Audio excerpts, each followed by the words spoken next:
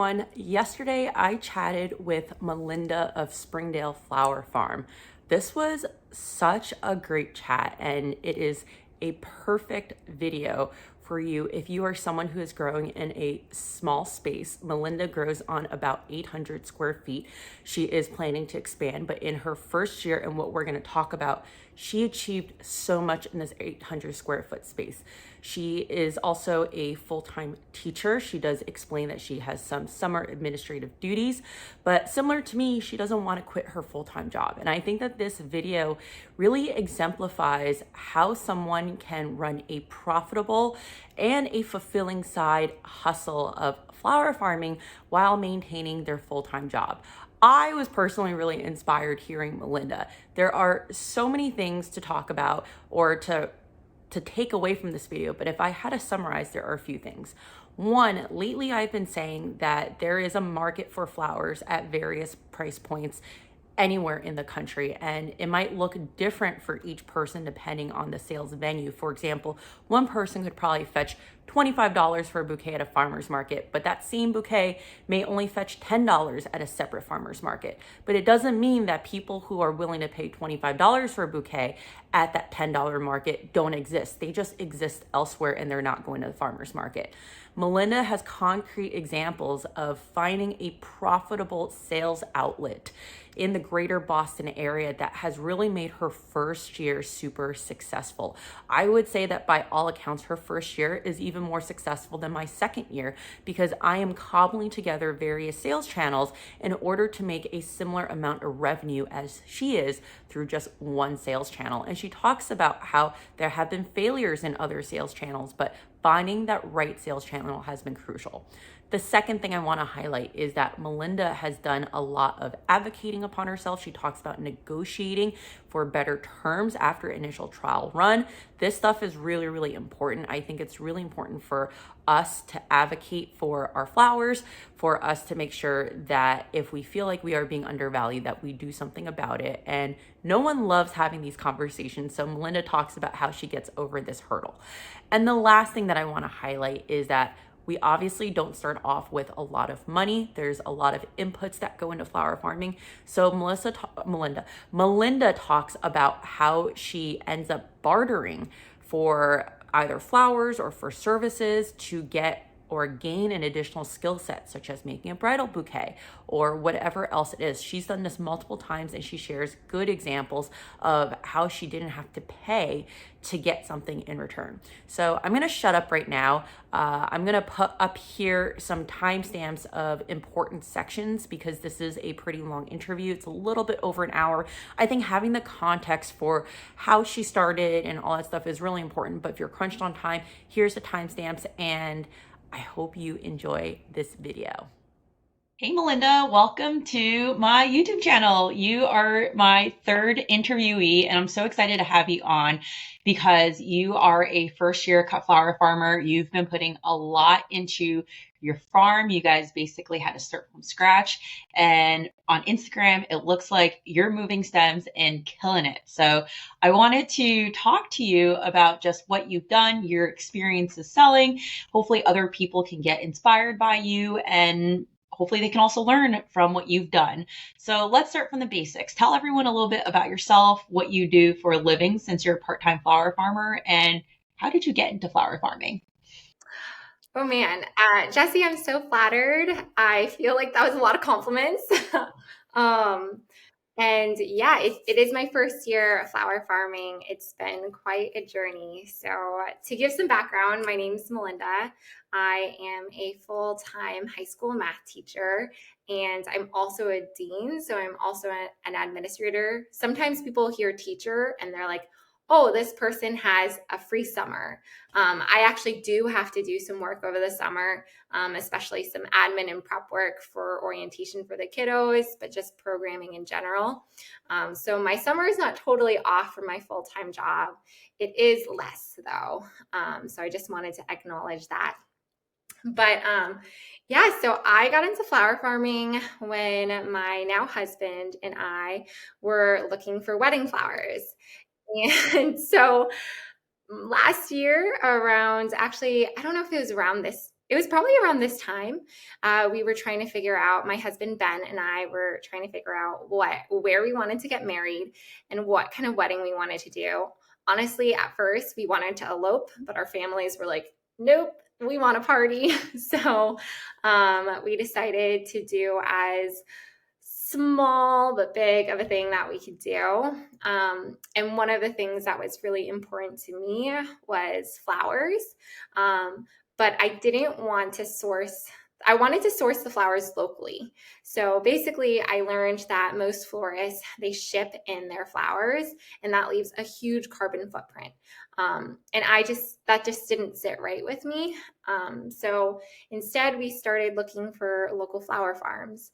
And I remember going on a bike ride. I like to cycle in my free time. And I rode by a little flower stand, and it was actually called Joy Farm in Bolton. Shout out to them. She's great. Haven't met her in person, but I really hope to. I think her name's Kathy. But I think we biked by there, and I think I messaged her and I was like, do you do wedding flowers? And she was like, no, we're super small, but I'm really flattered. You guys should check out these farms. And so one of the farms we ended up going to was for Julian's, which is a U-pick flower farm. And we had literally gone from the venue to this U-pick flower farm, and I fell in love. It was like $15 a jar. You cut all the flowers you want. And I was like, oh my God, I love this. I felt like it was so cathartic, but also really almost meditative to be out in the garden with the flowers. And I just gravitated towards it. So I started going to a lot of cut flower farms. The U-pick, I started exploring and Googling U-pick flowers, Boston, and I tried to go to every single one I could drive to.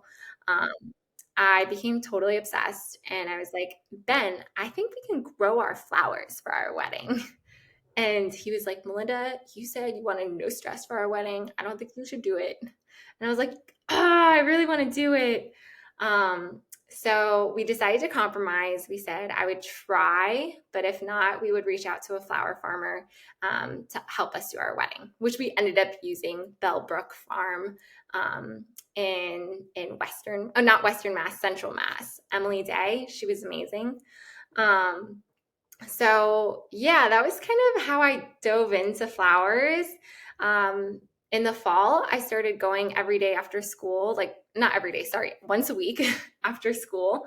Just as like, I don't know, it just felt really peaceful. Like I used to practice yoga, and it was kind of that same state of mind where you're like just not thinking about anything. You're just cutting flowers and being outside. And that felt really beautiful and pure to me. You don't need company. You just need a pair of scissors and some water. So I don't know. I just really loved it. And at the same time, my in-law had just moved to this really beautiful property. It's an old farmhouse that used to have an old horse rink. And it was just like a lot of land that he had no plans for. So we used to joke whenever I came and I brought him flowers, and I'd be like, oh, one day I'm going to start a flower farm. And I kept saying it. And one day over the winter, I was like, Gary, why did you buy this huge piece of land? And he goes, oh, so you can start your flower farm. And he was like, ha ha ha. And I just stood there and I was like, Gary, I swear you can't joke about that, because I would do it. And he was like, yeah, you can do it. And yeah. He was like, yeah, sure, you can do it. And so I think that was maybe January of this year. And I just kind of spiraled from there. I was like, okay, I'm going to do this.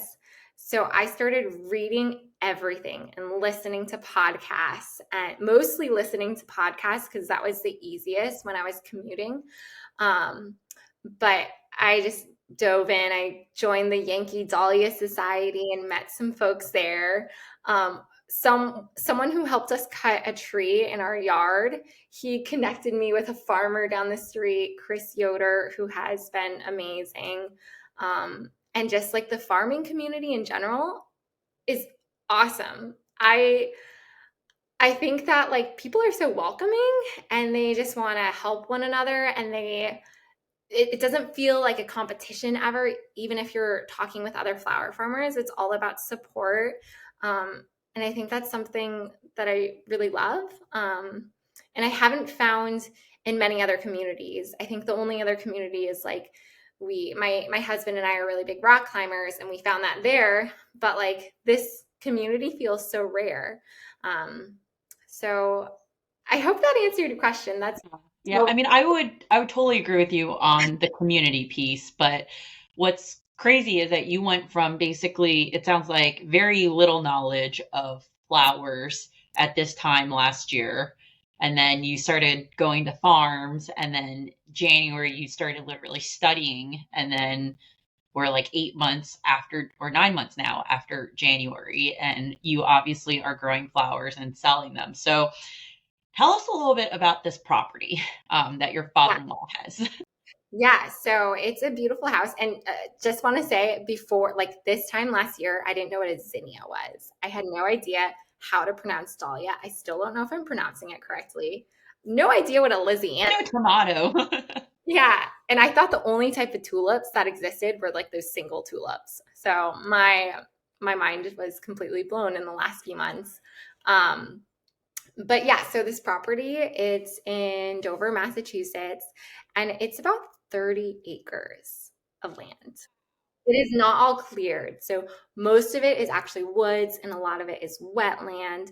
So not all of it is like right usable. Maybe like I'm gonna guess 5 acres is cleared, but the front of the property is actually all swampy. So it's like wetland. So I'm probably on like an eighth of an acre, so like super small, like maybe a quarter because I'm gonna double it next year. But I feel like I'm just on.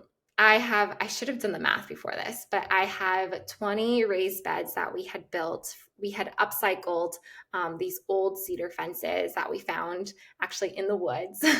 And they were just going to be like rotting in the woods.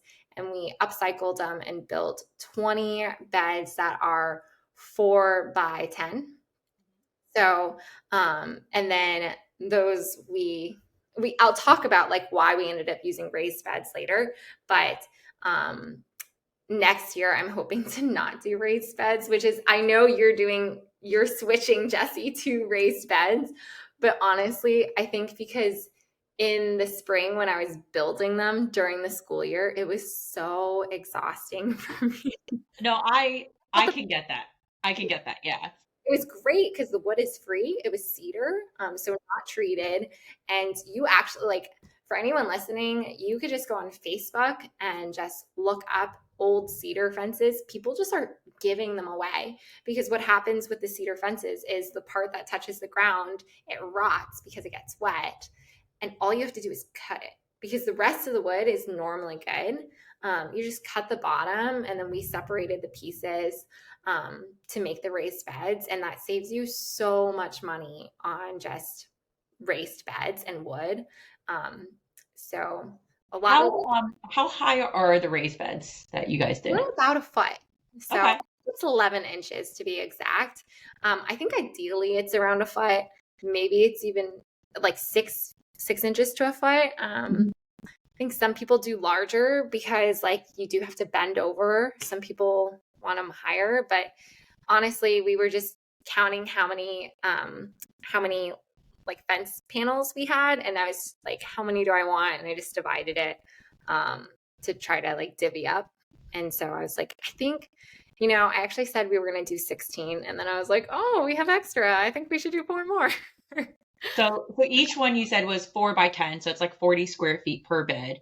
You Mhm. had 20, so you have about 800 square feet of growing space in your first year. Yes. And how did that feel? It felt, I think it felt like I almost wanted more, but it felt very manageable. Um, it felt overwhelming sometimes, but I mean, one thing I can tell you, which is something that I was like, everybody says you need to plant filler. and I'm going to plant filler. And I just don't have filler. I don't know what happened. I don't know if the seeds just died and I just like threw them out, but I don't have any filler. Year two, and I still don't have filler. So yeah. So I'm like, I almost want to double what we're doing right now and just plant the other half as filler. So it felt manageable. I will say, setting up, like, there are certain flowers that did need more work. So, like sweet peas, for example, trellising them, like they smell amazing. And I was listening to Let's Grow Girls, which is like that they're really, I don't know, witty British ladies, and I love that podcast. But they had episodes and episodes of sweet peas, and I was like, I have to try these magical beans, and they're a pain in the butt. They're honestly really hard, I feel, to grow without structure, especially in the climate that we live in. So, you can grow it. You just, like, my co-op growers grow sweet pea, and it is like, I'd never seen sweet pea the way that they grew it.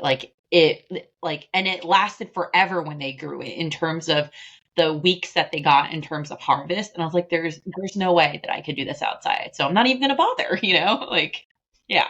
Yeah. So will you grow sweet pea again next year?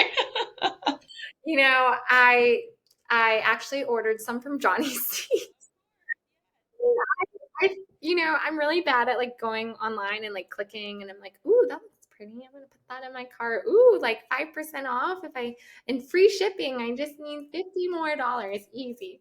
So I did get sweet peas. One thing I did was I did buy from Florette last year, like my first for this year. And I love Florette and I support everything that she does, but they are expensive. And I have learned that she actually just sources them from other places too. So I'm trying to I think I spent more money than I needed on seeds. That being said, I think Johnny's is great. So I am going to try to plant sweet peas next year, I think. But I'm going to be more strategic about it, like I didn't do a great job managing them.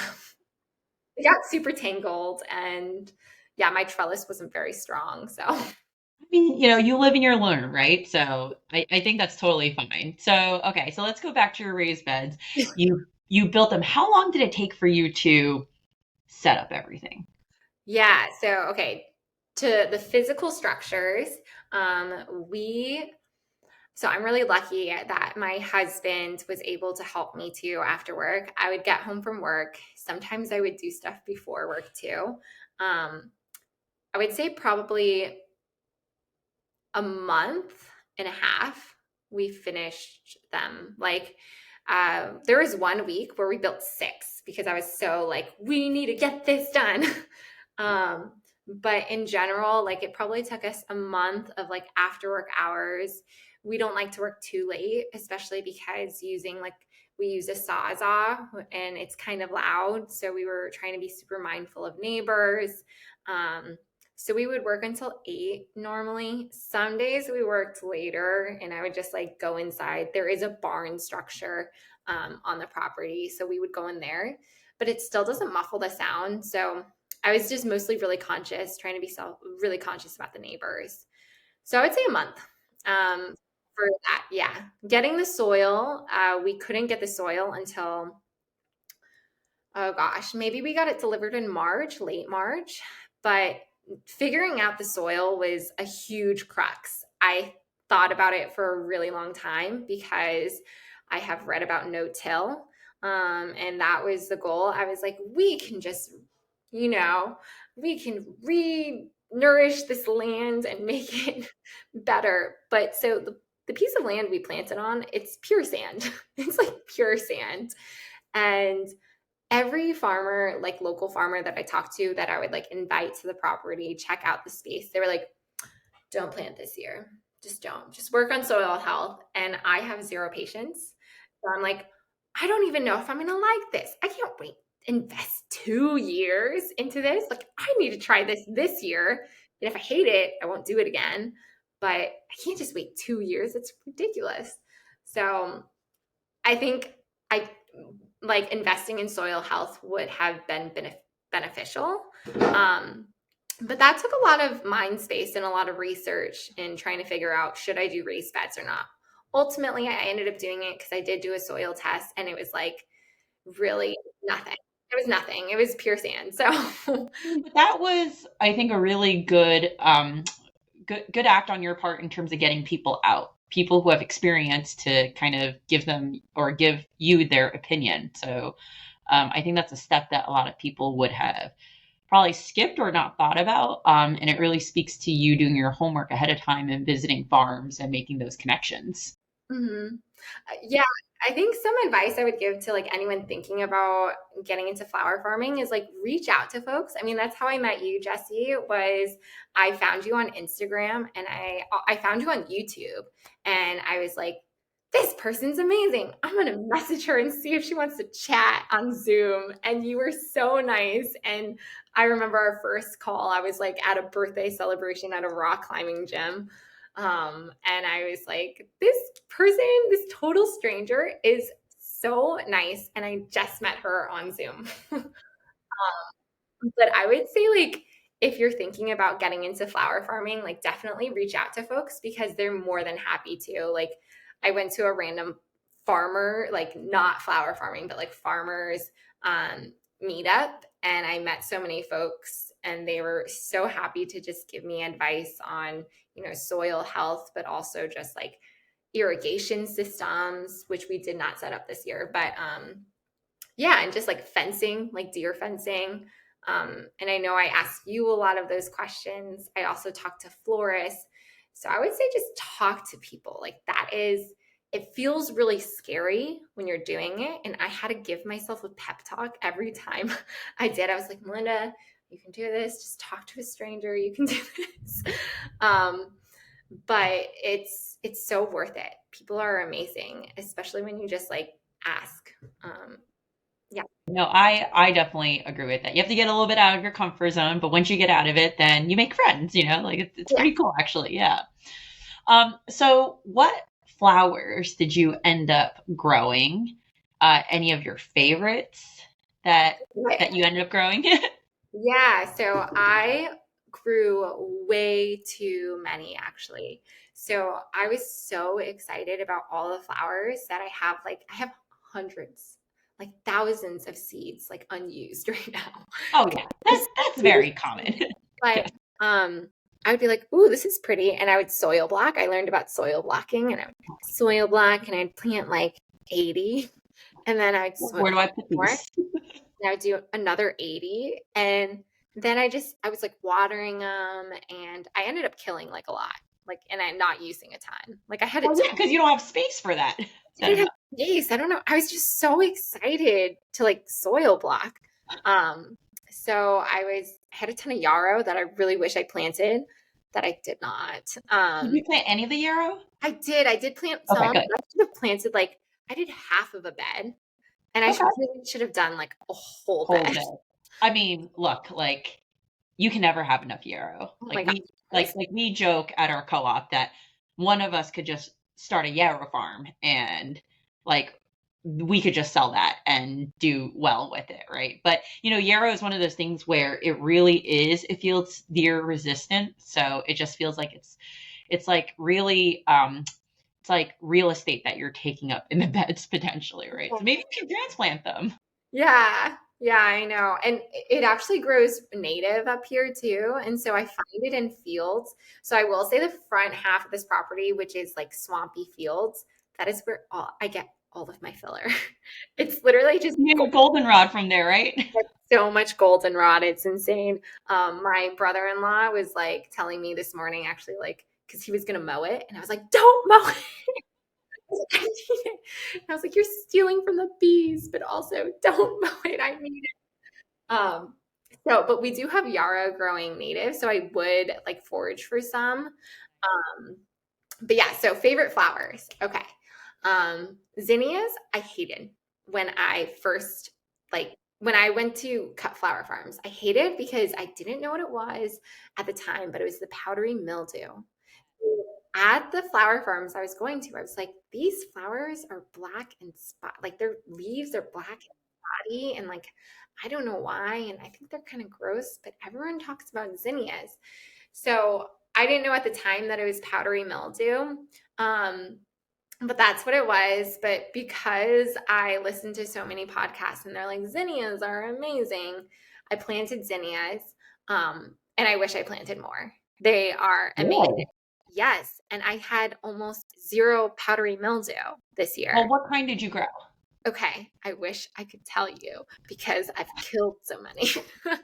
um, oh gosh. Okay. So ones I wish I grew more of were b.a.r.e giants Yeah. because they're just like big focal flowers. And they're also more powdery mildew resistant, actually, Mm. as a variety compared to like the Queen Lime series. Like those are a little bit more susceptible to powdery mildew, and mine were just like demolished last year. In fact, so I do love zinnias when grown well, but I get really bad powdery mildew, so I completely cut them out of my crop plan this year. And then Mhm. of course the volunteers that came up were completely fine. So I've heard that from a few flower farmers too, and I wonder if it's like the immense amount of rain we've gotten this season, if that's like helped wash it or something, because I've heard from other flower farmers too that they haven't seen as much powdery mildew this year. And I just wonder because Yeah, I mean the rain helps because powdery mildew likes the dry, humid environment. So Mhm. last year it was really dry and humid. Yeah, Like we all had a drought last year. So it just goes to tell you, like every year is going to be super different, and yeah, you might have a great zinnia crop this year, and then it's like next year, God knows what's going to happen, right? So yeah, yeah. yeah, okay, but zinnias are on the list. Oh, sorry if you can hear the thunder. It's thundering out there. But Sonora, like I think we Yes, talked about this, like the pink ones, the cactus ones, I wasn't drawn to like at first. And then they started growing, and I was like, what is this magical flower? This is like, it's gorgeous. So the pink Sonoras, I did do a lot of queen, which I don't know if I would do as many queen like lime or queen. I do mm, like queen lime, but like the queen red and yeah. orange because they have this rusty feel, which is great, I think, for design work. Um, but I think so where I sell mostly at a store, is sometimes they can look like rusty or do they look brown? Like are they I actually find them hard to pair in retail bouquets because I get what you're saying. Like it's almost like the pinks have a dirtier Mhm. like film to it. Like I can't explain it, but like they look cool, Yeah, but on their own. But then in a bouquet, I find them sometimes hard to pair. So, but to your point, the florists really love all the queens that the growers grow at our co-op. So, yeah, definitely. And I think a lot of florists like really love them. I just have found them because like I don't know, I'm like, does this look like the tips are burnt? I can't tell. So I think I would do maybe less of those and more of like bright colors. I think mhm. then I have a lot of pinks right now, which is fine because everybody likes pink. But I think because I was thinking about wedding flowers, I just gravitated to like these pinks and these blushes for like all of the flowers. So zinnias, I will definitely do next year. Lysianthus, I'm I just don't know how I've never heard of these flowers before. They're gorgeous. Um, they're like unreal and they last forever. I just have never heard of them. I did grow them from seed and I also got some from seed from a friend. And just because I heard it was like really hard to grow, I wasn't sure how much space to give it to or space to dedicate for them. So I only gave them half a bed. And again, I wish I had a whole bed of them because they're really gorgeous. Same thing. I really liked like the white colors or like the light pinks. I did do like this rusty color, which I can't remember the color of. Is that Roseanne Brown? Yeah, maybe. I didn't Okay. love it because again, same thing. I was like, is it burnt? Yeah, I'm they usually say don't grow Roseanne Brown for retail, grow yeah, it for designers. Yeah, I yeah. can see that. Yeah. So I was like, I don't know. And I'm not sure where I'm going to like turn this flower farm into. I really like designing. But I'm like, I'm not sure if I'm going to do Roseanne Brown. So I would say Lysianthus, sunflowers, amazing. I wish I grew more of and did tons more succession planting. And Well, sorry, just to stay on that piece, how did you succession plant with limited raised beds, or were you not able to realistically? I dedicated one whole bed to sunflowers. And so what I ended up doing was like I planted a third of the bed, I planted another third, planted another third. I did not succession plant with like other flowers. And I think part of it was okay because my flowers were so slow that it was probably like the second succession of like other flower farmers going on. Um, just because I think they were so slow. And I think it's because later, which I was like, always test your soil. I didn't test the soil mix that I was like putting in the raised beds because I had tested the ground and I was like, whatever, this is good quality soil. It was nitrogen deficient. So my things super slow. Where did you end up sourcing your soil from? Because I thought you guys had gotten like compost. Yeah, so we did a compost raised bed. So we did do compost and we did their raised bed mix. And I got it from Black Earth Compost, which is local, and I wanted a food-based compost because it just would maybe have less herbicides, less pesticides than if I just got compost from like weeds and landscape. And so I ended up doing that, and they had like a really long test that they gave you like online. They provide all of their soil tests. So that's why I didn't get a soil test. But honestly, I had no idea how to read it. And I was like, what is nitrogen good for? I have no idea. Phosphorus, no idea. Again, I knew nothing about flower farming, soil, or any farming, any growing really. I tried squash one year, but that's it.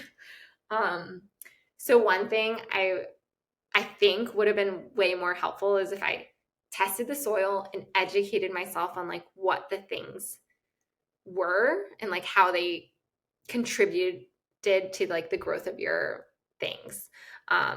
My soil test, which is like an at-home soil test that you can get off from Amazon, did a really great job of, I think, educating me because I submitted my test. You mail it in. So you just put it in your mailbox, they pick it up, and then give you a test in like 3 to 5 days.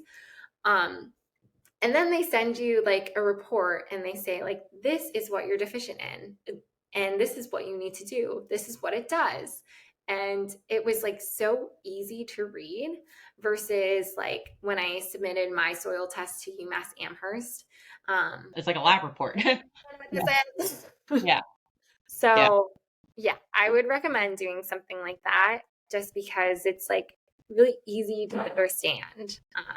Nice. No, that's a really good tip. I didn't even know those kits existed. Yeah, they're really nice. Yeah. I have like a few more, so I'll definitely do another test, like probably soon because I kind of want to know how I need to amend it. But in terms of succession planting, I didn't do a great job. I wish I did sunflowers every 2 weeks. I did a better job in the middle of summer. So June is when I got married. So I didn't, it was like chaos. And then July, I was like, oh my God, I'm going to plant more sunflowers. When I cut them, I put more sunflower seeds. Like I direct seeded them. Those are the only ones I really succession planted. I wish I did more. So like when my bells of Ireland died, I put more sunflowers in. So I wish I did like rows and rows of sunflowers. You can never have enough sunflowers if you sell at retail. Yeah, People exactly. Yeah. So let's talk a little bit about your sales outlets. Where are you selling? Yeah, so I am selling at a local store called Volante Farms. It is actually another farm, but they grow produce. They actually do sell their own flowers too, but they focus on produce. So it used to be quite small, and I think over the last decade they've grown. And I'm really lucky because it's in a part of the greater Boston area that is a little bit wealthier. So like you would get really nice farm to table seafood or farm to table meat. And so I walked in one day and I was like, I gave myself a pep talk in the car. I was like, Melinda, you just ask for the flower manager and just ask, see if they're interested. And I gave myself a pep talk and I walked in and I was like, walked up to the cashier and I was like, hi, I'm a local flower farmer and I'm just wondering if you have a flower person that works or manages your flowers that I could talk to. And it just so happened that the manager was there and she was like, this was maybe in March. And so I had no flowers, by the way, but I was just trying to like gauge how I was going to do these. And I was like, would you be interested in flowers?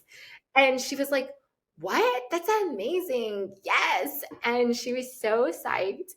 And I was like, I was over the moon. I was so happy because I had tried this in another grocery store down the street, and they were like, maybe we would sell bunches. It was a chain called Brothers, and they were more like, no. And so they were psyched. And so I reached out to her and she was great. I followed, I didn't have an email. She's like, do you have an email? And I was like, yeah. And I just made a Gmail later that night.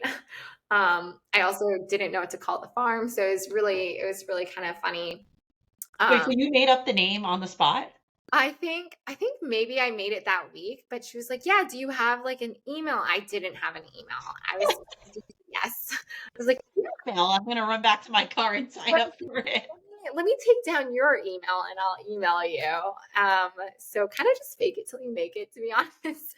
And so I reached out to her and she was like, yeah, just reach out when you have flowers.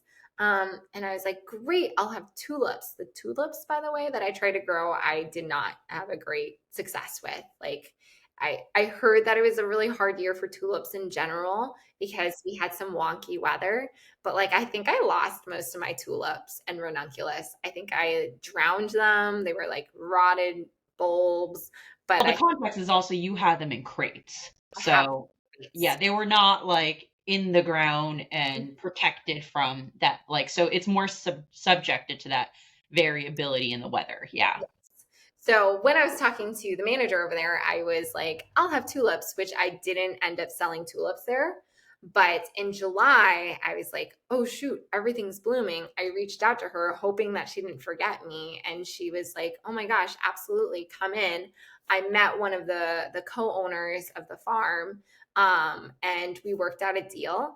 I will say, like, I didn't know how much to ask for. So how much to sell my flowers for. So I did that kind of was a point of anxiety for me.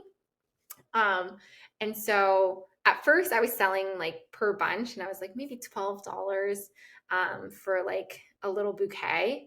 And I also did mason jars. And I said like, here's some things I can make.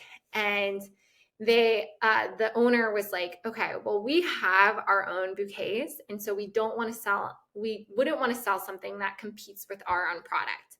But the mason jars is great. Let's try that, see how they go. Because they don't do mason jar arrangements. And so I did that and they sold out the first day. And so they were like, this is great. We would like to do this. And so the deal I worked out with them was 60%, 40%. So 60% for me, 40% for them. And I was like, this is great. I'm getting like $15 for like a mason jar. Like, so that's why they were doing 60% because they were like, this is permissible. And so we aren't sure if that's something that will sell. So that's why it's a little bit riskier. When they work with local artists to sell art, they do this 70-30 split. But because mine was a little bit riskier, they were like 60-40. And I was like really happy with that because I'm going like, oh, cool. Like I have these mason jars and like even if I was doing a CSA, maybe I'd be doing like $15 or $20. So this felt like a really great way to move them. And eventually, like I was just doing a dozen at a time. So I'd go to Michael's, I would get some mason jars, and I was putting in a ton of effort. I was getting like the ball mason jars. I was tying twine on them. I was, yeah, like I was like putting in effort because I really wanted these to sell. Now I don't do that. I don't do that. Do the twine. I don't do the twine, and I actually buy the Ashland, like the cheaper mason jars, because I was like, this is like a wealthier clientele, I guess, and I was like, has to be really nice. But eventually, I was like, people just like jars in general because they fit in your cup holder. Like, it's not necessarily that it's ball. And so I ended up buying cheaper. I've like changed my product a little bit and still found them selling really well. So How many what, stems roughly would you say go like what does that mason jar look like for you? So you said you make $15. yeah. And So then what do they sell it for? So I guess it's yeah. yeah. So I was thinking, so when I sold them, I suggested like $20 that they sell them for $20. They ended up selling them for $25.99, which I thought was like mind blowing. I was like, who's gonna pay $26 for this? But they do. So that's what they sell it for. It varies. Today I just dropped off some flowers and it had 5 sunflowers in them with a ton of goldenrod and some like rudbeckia, like the tribola, some like little like airiness to it. So I just had 5 sunflower stems and some tribola and some goldenrod. And so I did like some of those because they love sunflowers. Their clients love sunflowers. Um, but when I'm doing a mix, it varies. So I try to do like some spikes. You know, I've read like florets, how to make bouquets, like spikes, airy, etc., discs, and focals. I'll generally do 2 to 3 focal flowers and maybe like 4 discs and maybe like 3 spikes or 2 spikes. So the discs being like really small, honestly, like sometimes I do, they're shorter stems too. So I use like marigolds. For the spikes, it's not just like 3 snapdragons or anything because those are like pretty pricey. I might do 1 snapdragon, 1 celosia, and maybe something else. I'm not sure. Like a Cosmo is more airy, but something that like sticks out. Um, but I've been using also like sage is a really good spike. So I try not to use like a ton of, that sounds like a ton of flowers actually. It I was really actually varies. gonna ask, like, do you have like a certain cost that you're trying to keep every jar to since you're getting like $15 from that? No, I'm I not mean, going and look, it's a totally fine answer, especially since you're in your first year. Like, one, you found a sales outlet, which is awesome, to. and that sales outlet seems to be doing amazing. And I think that, like, once the season's over and you actually have the time to think about it outside of your teaching job, right? Then, like, that's when you start honing in on that stuff. But I was just wondering, like, you know, this time of year where everything is in abundance, like it's so easy to just cram everything in there. And I was just wondering, like, do you go in saying like, well, I'm trying to keep it to like a certain price range, or is it like, I just want a really proud arrangement that someone's going to enjoy for $26? And I think both answers are totally legit.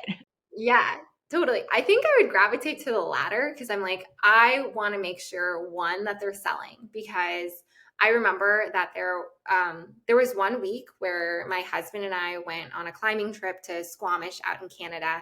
And so I emailed or I texted the manager. I was like, yeah, do you want me to send you some for the week? And I had dropped off, I think, let me see. I think I dropped off a total of like almost 50. So, not arranged, not just arrangements. Some of them were straight sunflower bouquets, which also they sell for 26 bucks, which is crazy. I know, I know. I hope no one from that store is watching right now and they're just like, Well, I mean, look, it's if you walked into a florist, mm-hmm. they would sell for the same, Yes, right? You know, the quality flowers that you're growing should yeah, fetch that. It's just it all depends on the environment, right? The place. all that stuff. So I don't think we should ever feel like, hey, like I can't believe someone's paying $26 for it.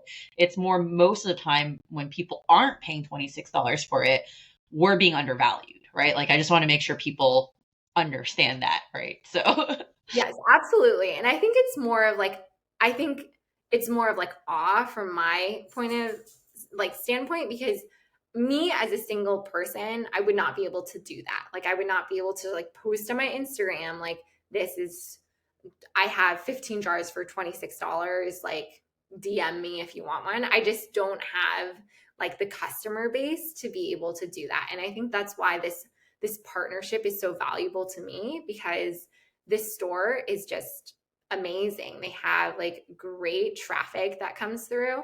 And I think this kind of speaks to like co-ops, like my interest in why co-ops exist too. You have just such more like just a higher traffic going through these spaces, which is really valuable. And so when I'm thinking about how many stems to put in, it's not necessarily like, okay, I want to keep it under a certain cost. It's like, I want to make sure that the customers are happy. They're feeling like these flowers are beautiful, because what I don't want is for mason jars to go unsold. And so when I sold, I think I left them maybe with like, I don't know, probably 30 jars before I left, which was a big haul for a one-time drop off. Because I'm like, they only last a certain amount of days. That means they have to sell 30 in like X amount of days. And two of them didn't sell. Which was fine. Like the manager was like, Melinda, don't stress out. Like all of the other ones sold, and like don't worry about it. And I was like, oh my gosh, I'll replace them. I'm so sorry. And I was like devastated. My morale was so low. And she was like, don't even stress. 28 is awesome now. Yeah. Don't stress. And I think especially because later I should have mentioned I did negotiate a higher cut. So I did negotiate 70%. Um, and I also gave myself a pep talk before that talk. And I was like, I can do this. And I wrote it in an email so that it wasn't an uncomfortable conversation. And I knew that she would have to get approval from her boss. So I drafted this email. I read it like a million times. And the next time she saw me, she was like, hey, I just want to let you know, like I read your email and I think we can make that work, but I do have to get approval. And so I ended up talking to the boss who I had met earlier. And she's like, honestly, Melinda, like your things are moving really fast. And I was doing 60% because it was higher risk, but because you're like replacing, you're like willing to replace jars if they go unsold, etc. Like we're willing to do a 70-30 cut. And so now I get 18-20 per jar, which is again great, because I think if I were to sell them by myself, I would maybe sell them for 20. 25 would be like, I think, harder for me to move around. And so that has been really helpful. And I've been selling probably around, it varies definitely. Like I dropped off 8 today because she asked for 15. So I was going to do 8 today, 7 tomorrow. She's like, Melinda, can you just do another 10 tomorrow? So that would mean I've done like I'm like trying to do the math, 35-ish this week. Wow. Yeah, which would be great. And then some weeks I even do more. Like some weeks I do 36 because I'll do like 3 drop-offs of 12. Wow. So, How long does it take for you to make those 12? oh my gosh, that's the thing. It takes a really long time. I mean, a fairly long time, because I don't have filler. And so this is where I'm like kicking myself. And next year, I'll definitely do a better job about thinking about filler, because I am like putting on my overalls, putting my socks over my pants so that I don't get ticks. And I am like bushwhacking in the goldenrod. It's like pretty bad. Like people probably drive by the street and they're like, what's she doing? So you're foraging for the filler, which takes a while to make the jars. And you would say, as of right now, that is like your biggest time suck. That is for sure the biggest time suck, is foraging for filler. So, and if I don't have filler, which I did experiment, they look naked. Like the mason jars look it. So I just like need it. I also wish I did more mint. Like I have worked with a farm down the street where I'd be like, hey, can I just like borrow some flowers? Because when the store was asking me for more mason jars, I just didn't have enough flowers because my stuff was so slow. So I contacted this farm down the street and I emailed them saying like, hey, I'm a local flower farmer. Is there a way I can like buy a bucket of flowers? I know you guys just do a U-pick for your CSA. And interesting enough, this farm, the manager of this farm had heard about me from another farmer that I had met. So this is all about like meeting people, I guess.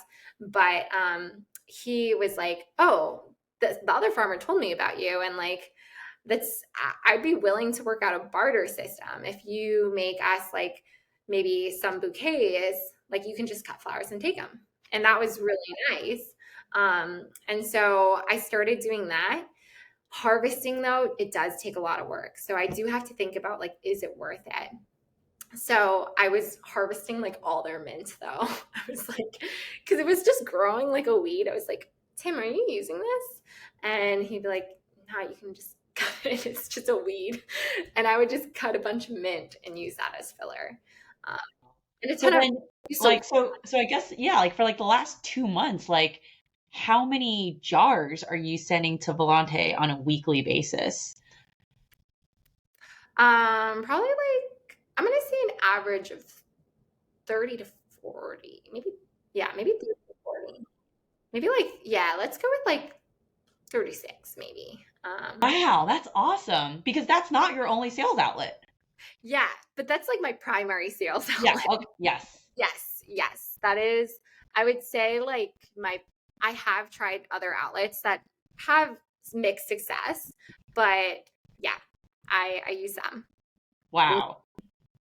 And I would say that's started like at first it was maybe like 24 and I was like, oh, this is great. If I can make like $400 a week, like that would I won't be able to break even because my goal is to try to break even, which might happen. Like it might. What are you counting for breaking even here? Like all of the setup costs and stuff?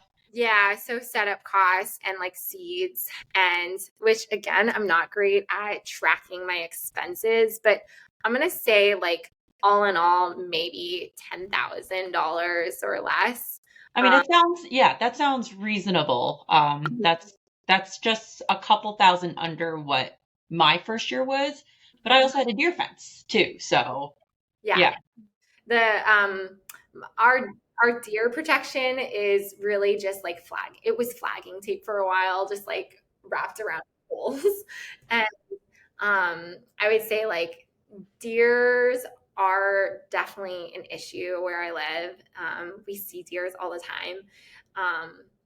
But luckily there's other things to eat. That's my hope. Like we have no blueberries because we planted blueberry little bushes, no blueberries, and then like the deer have eaten them. I But guess if better that than your flowers, right? like, Yeah. Can you talk briefly about the other sales outlets that you tried and why they may not have been as great, but like your experience overall with them? yeah, so I think ultimately it comes to traffic, just who sees them. So my other sales outlet, I tried 3 drop-off sites. So it was a farm stand with a farm down the street. So because it's my in-laws like home, I really wanted to respect his privacy, but also it's a fairly busy street. So we don't have a farm stand, which ideally a lot of flower farmers, they just have like a little farm stand they put on the road. I don't have that. So the farmer that I connected with down the street, he has a CSA for vegetables. And so I asked him if I could put my flowers out there. And he was like, yeah, totally. That would be amazing. It would make our stand more beautiful. Like I would love that. He said about like 40 to 50 CSA members go through on like a specific day. And so I dropped flowers off. And because I was trying to, mathematically, it didn't make sense if I was selling them less for what I was selling them to the store. And so I was like, okay, I'm going to sell them for like 18 bucks and see what happens. And they just like didn't sell. I think I sold one once.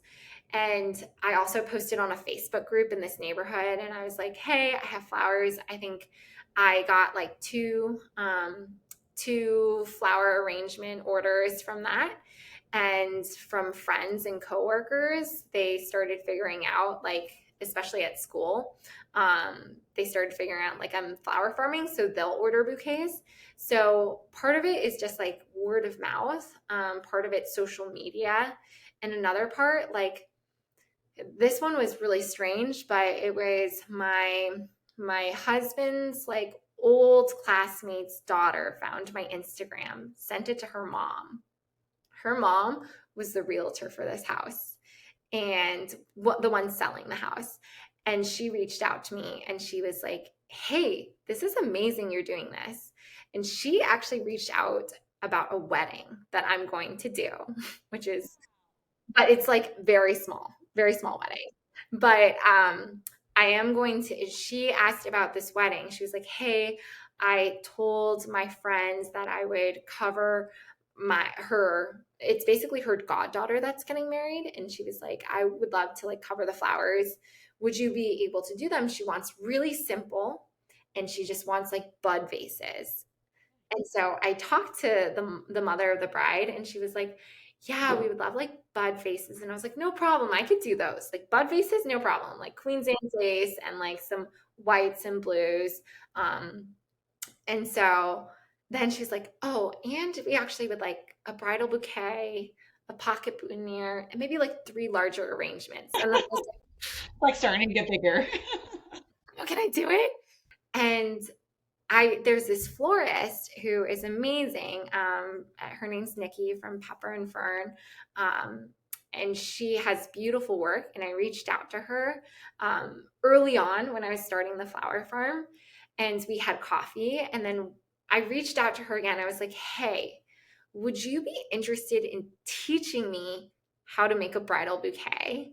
And I could like trade you like flowers, or I can help them like trade you labor. Like I know she does events.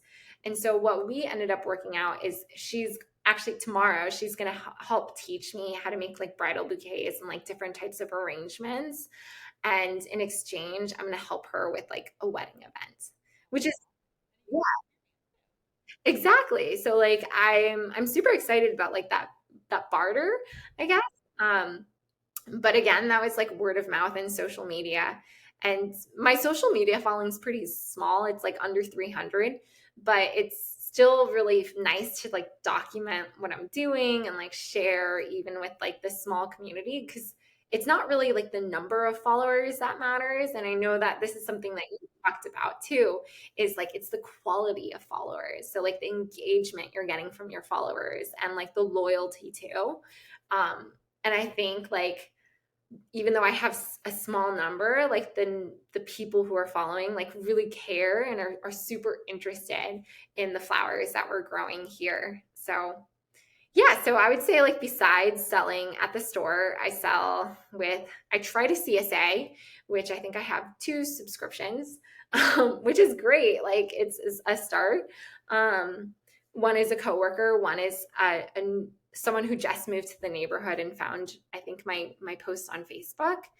Um, and then I also have a newsletter that I tried doing. And it's funny because I think that the previous owner of this house subscribed to the newsletter, which I think is so interesting. I only have like 10 subscriptions. But yeah, so I think just like trying many different things and seeing what sticks, like something will stick from somewhere. Um, I will say like my success this year, if it's like success, like where I'm getting the most revenue is from selling at the store. And that's, I think, the traffic and the clientele that shop there. So yeah. Does that That's awesome. I mean, so like next year, like what are your high level plans?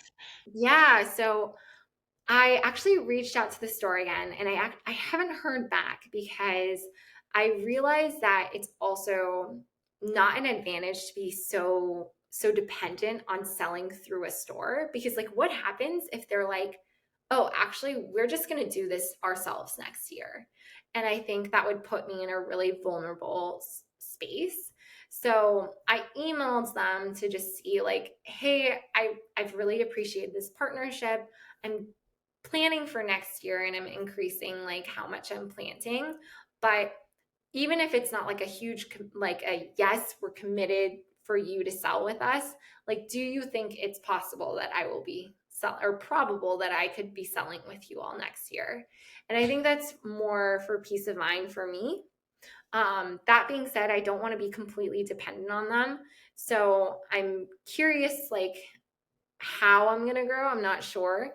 But I think part of it's just going to be word of mouth. And part of it's just going to be like, okay, is there another place I can partner and not just this one store? So I did reach out to like another store in a town nearby to see if they would be interested in. But I think my goal is to like next year to branch out a little bit more and not be just like a supplier to this one store, if that makes sense. No, that makes a total, yeah, it makes a lot of sense. I mean, look, supplying a store is great in the sense that you can move a lot of volume at once, right? And I think the even better piece of it is that you actually get a really good cut from what I've seen. Like I've taken the tulip workshop, the lily workshop. So Emily Von Trapp talks about how much she wholesales her flowers to the grocery store, and it is definitely under what you get. And granted, they're not mason jar arrangements, but they are also arrangements. And she lives in a rural area, so, different income brackets and all that stuff. But, I think that you have found a really great partnership that really benefits both sides, because they're obviously also making some money off of this partnership too, right? So it's like, I think the major takeaway for me is that stores like that do exist. Maybe they're not commonly found, but they obviously do exist. And I think what's also interesting is that you're in an area where it's not like you're the only flower farmer. Like there's like you're in the greater Boston area, which is a pretty intense cut flower farming type of world. And yet you're still able to figure out this amazing sales outlet in year one, right? So Yeah. Yeah. So yeah, I agree. I'm just like I feel really lucky and really fortunate. you But I should also feel proud that you gave yourself all these pep talks to be like not only did you go in and pitch, then you negotiated a better cut, right? Like you advocate on behalf of yourself. And then the third piece is like now you're thinking forward and you're thinking about you, not necessarily resting on your laurels, like understanding that in order for you to continue to be successful, you're kind of relying on them. So how do I diversify away from that risk? And I think those are all really smart, like business things to be thinking about. yeah. Well, thanks. Like, well, the values of pep talks, like really. That's amazing. Yeah. I mean, look, like I've done videos on going into a florist, like cold walking, and no one likes the cold call or cold walk somewhere, right? Like there's a certain amount of courage that one needs to build, but it's the only way to get to the destination, right? So, yeah. Definitely. And I will say, like, to talk about like those were successful cold calls. Like, I definitely have emailed other stores or have tried to like talk to other managers and have just gotten like, no. So I think it's like, even if you go in and you get like a no, that's okay. Cause it's also just like practice for another time you're going to do this. So, like, I've gone into, I think, two other stores and asked, and they're just like not interested, and that's okay. Um, I think just knowing that like you will get some no's, but like it's also really amazing when you get a yes. And so yeah, that's been really fun. So yeah. Yeah. So to wrap up this video or this interview, you already gave a piece of advice before. Anything on the selling piece that you would give to a beginner flower farmer? Okay, the selling piece. I think I think my biggest piece of advice is about filler. It's like traumatized by all the foraging I've done. Still filler. But I think in terms of selling, like find out who you want to sell to, but also what they want and what they're interested in. Because I think that kind of like backwards design is really popular with teaching, with unit design and with like lesson planning. And the same goes for like, I think flower farming. Like think about the product you want to create and then work backwards. Okay, like what is in that product? So if you're thinking about like just market bouquets, okay, so like what do you want in that market bouquet is, or if you're thinking about selling to florists, like what flowers do they want to grow? So something that I thought about doing, I did think about wholesale flowers for and selling them to florists. And so one thing I did do was I talked to two florists and I just said like, hey, what are your favorite flowers? And I just wrote a notepad on like what those flowers were. And that was like my shopping list. So I would say like do that, because then you're just like, and a lot of it was just me guessing the spelling of words because I had never heard of these flowers before. But like it's also a great way for you to figure out like, okay, what are these flowers and when do I need to start them? So organization and like backwards thinking and having some type of system. I use Google Sheets. I find that Google Sheets works really well. And something that I did, which I found super useful because I did not know what flowers were, you can add a photo of the flower in one of those cells. So, yeah. So, like my spreadsheet of flowers, like I'll have this spreadsheet with all of the flower names. And then next to it, I have a photo of it, like an image of it. And then I have all of the growing details. This took a lot of time, but for me, it was worth it. So I would type like, when should I plant it? You can do, I can talk about this because I'm like an Excel nerd, but you can set up like a formula to be like, okay, here's your first frost date. You need to do it 6 weeks you need to start these 6 weeks in advance. So you type 666, and then it'll calculate when you need to start your seeds. So like, again, lots of planning. Google Sheets is amazing, but I would just think about backwards design. I think that's my advice for Really good advice. Yeah, I haven't heard that yet, but there are all these posts on like the Facebook flower groups, like, how much would you charge for this arrangement? And to me, it's kind of like, if you're in it for the design and you just want to make like a beautiful bouquet without any limits, like, fine. But why don't we start from what your market is willing to pay and let's work backwards from there? My market is probably not going to pay more than $25 for a nice arrangement. So what does a nice arrangement at $25 look like for me in terms of value, right? So yeah. So backwards design. Yeah, I never thought about that being called like that, but that makes a lot of sense. Yeah. And I should have mentioned this before, but I do sell at my climbing gym. So one of like, it was less of a cold call because I knew the manager from the community, but I said, hey, can I sell flowers here? And he was like, absolutely. So I would drop off some arrangements and some mini bouquets. And because I knew the clientele was different, right? Like rock climbers are generally like we use the term dirt bags, not like we just like to rough it. Like we don't spend money carelessly. Yes. So Lower price point, right? so And I it had reflect the smaller bouquets and I sold them for $15. And I called them mini bouquets, but that being, and I had the mason jars and I sold those for $20. So some of them like were successful, some of them less successful, but I would drop off like 3 a week just to see how they would do. Like, and so, yeah, like I think experimenting there, like knowing that the clientele, they're not going to spend $25 on something, is making like smaller bouquets, making them easier to transport, uh, especially for bikers if people are going to the gym biking. So, That's yeah. awesome. Yeah. So Melinda, where can people find you if they want to check out your stuff? Yeah, so you can find me at Springdale Flower Farm on Instagram. And I do have a website, springdaleflowerfarm.com, which is not super updated, but it does have basic information. And my email is just springdaleflowers@gmail.com. But Awesome. yeah, you can find me Yeah. there. But thank you so much for being on here. This was awesome to hear from you. And hopefully people follow you and reach out. Thanks. And thanks for having me, Jessie. This was Of super fun. course. Yes.